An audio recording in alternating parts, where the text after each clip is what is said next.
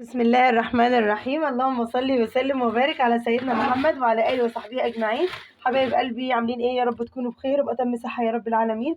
فيديو النهارده بقى ما شاركناهوش كده مع بعض من قبل رمضان بفتره، وهي بقى مشتريات الاسبوع. النهارده بقى اول مشتريات معايا يعني في شهر رمضان. جبت كده كميه شويه حاجات يعني حلوين يقضوني شويه برضو، لان انا كنت جايبه كده شويه مشتريات فبدات تحس ان هي كده تخلص يعني من فتره. زي ما احنا شايفين بقى مع بعض، يا ريت لو نفعل كده زر الجرس ونعمل كده لايك حلو من ايديكم الحلوه، ونشترك بقى في القناه. لو انت لسه اول مره بتشوفي قناتي خدي لي كده لفه فيها، ان شاء الله باذن الله تعجبك، والافكار اللي فيها حلوه جدا جدا، وبنعمل فطار اقتصادي وبنعمل حاجات حلوه كتير. يا ريت كده لو تاخدي لفه في القناه لو عجبتك تشتركي بقى معايا كده وتنوريني وتشرفيني. واهلا وسهلا بكل اخواتي وحبايبي اللي القناه زادت نور بيهم والله. يا رب كده اكون تحت حسن ظنكم. يلا بقى بينا نسمي الله ونصلي على رسولنا الكريم.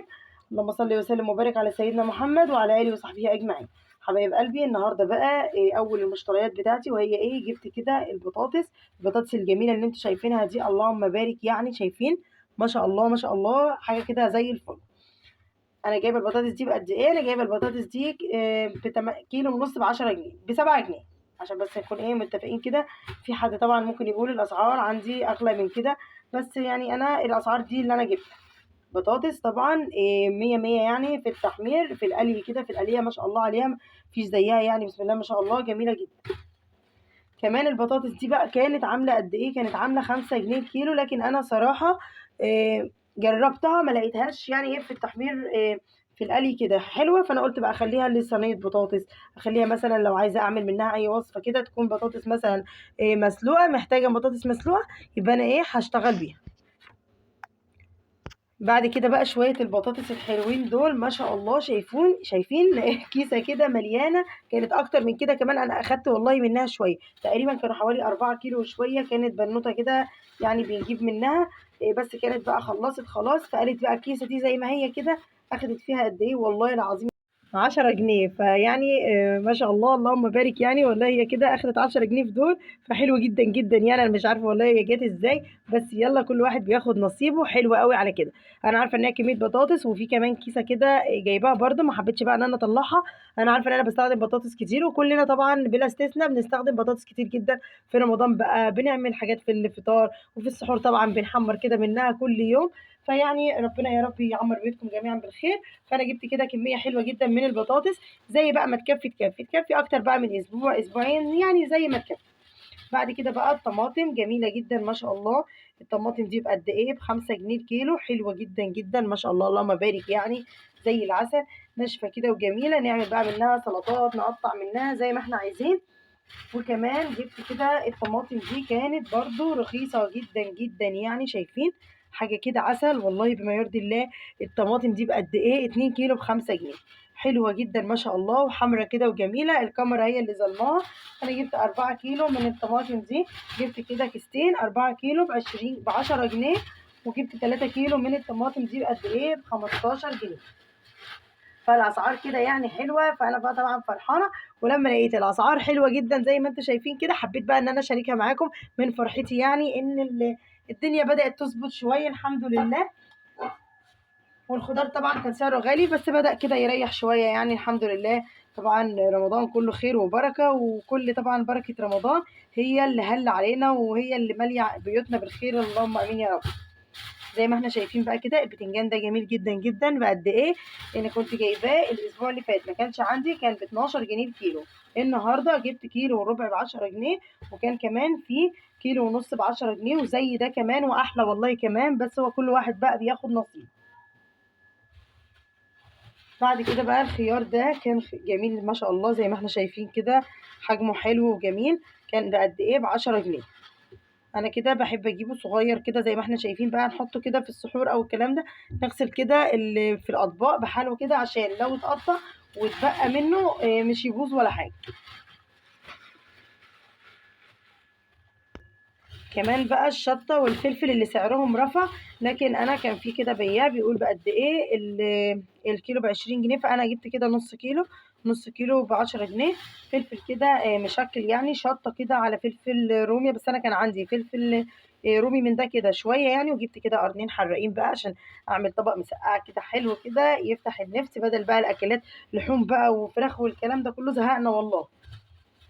كمان بقى الفلفل الالوان اللي كان جميل ما شاء الله، كان زي الفل. الكيلو كان بقد ايه؟ اخدته ب25 جنيه. بس كان معايا بقى فلفلايه واحده بس هي اللي حمرا، وواحده كده انا خدت نصها يعني قبل ما اصور الفيديو، اخدت نص من دي ونص من الحمرا. حبيت ان انا استخدمهم يعني في وصفه قبل بقى ما اصور الفيديو. بس هو ما كانش معايا احمر كتير، فهو كان واحد بس هو اللي كان كبير كده احمر. فقلت خلاص المره الجايه باذن الله هبقى اجيب بقى فلفل احمر عشان احطهم كده يبقوا مع بعض، يبقوا معادلين بعض يعني. انا بحب مثلا اجيب لو جبت كيلو يبقى مثلا 2 و2 او 3 و3 عشان يعادل كده الدنيا، عشان انا بحبه كده يبقى الاحمر قد الاصفر. بس خلاص مش مشكله، هستخدم الفلفلايه الحمراء دي على مدار الاسبوع، هي طبعا كبيره، وبعدين ابقى اجيب باذن الله. كمان بقى جبت كده الخضره دي ما شاء الله شايفين حلوه جدا.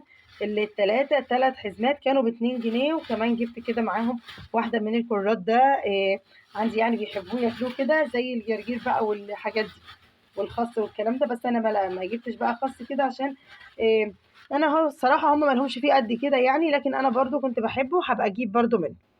بعد كده بقى كمان جبت الموز ده هو كان حجمه صغير، كنت طبعا ممكن ما اطلعهوش، لكن انا كنت متعمده جبته كده حجمه صغنطوط، لان طبعا انا ولادي ما لهمش في الفاكهه خالص طول شهر رمضان، ولا انا شخصيا ولا زوجي ولا الكلام ده، مش بجيب فاكهه كتير في رمضان. فانا جبت بس الموز ده كده عشان هو كل شويه حمزه ابني هو اللي فاطر بقى. بصي صايمه هي صايمه السنه دي، ادعوا لها بقى كده ربنا يقويها، مش راضيه خالص انها تفطر. فهو بقى حمزه الصغنطوط، فقلت عشان ما يتعبش يعني كل شويه بيعوز منه او كل شويه يعيط عشانه، فقلت جبته صغير عشان اديله. وبقى بعمل منه برضو وصفات او كده يعني. ممكن بقى ابقى اعمل منه مثلا عصير بدخله طبعا في الحلويات والكلام. كمان جبت بقى اللي هو اللي الكنتالوب ده الاناناس، جبت كده 2 دولار كانوا تقريبا كيلو وربع. الكيلو كان ب15 جنيه تقريبا، او ب12 جنيه، كيلو ربع كان ب15 حاجه زي كده. جبت بقى برضو اعمل منه عصير، انا زوجي بيحب عصير، ممكن كمان اقطع منه كده يعني ناكله كده مثلا مع السحور، او اعمل منه اي وصفه كده. لكن كفاكهه كده ان احنا كل شويه بقى حد يروح وياخد زي الايام العاديه بقى سفندي وبرتقال والكلام ده كله، لا لا لا خالص، ما لناش فيه في طول شهر رمضان. بحب اعمل لهم وصفات حلوه، انا عارفه ان الفاكهه مفيده جدا طبعا عن الحلويات اللي احنا بنعملها كتير، لكن برضو الولاد بتستنى شهر رمضان عشان بنعمل على طول كنافه بقى وقطايف وحلويات والحاجات الحلوه دي كلها. واحنا هو شهر في السنه بنحب نفرح الولاد فيه، كل اللي نفسه في حاجه بيطلبها بيلاقيها.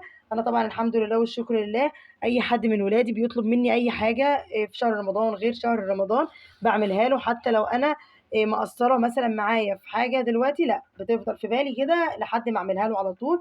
وما ينفعش ان انا حد يطلب مني حاجه وما اعملهالوش بقدر الامكان يعني، حتى لو اتاخرت شويه بس لازم اعملها له.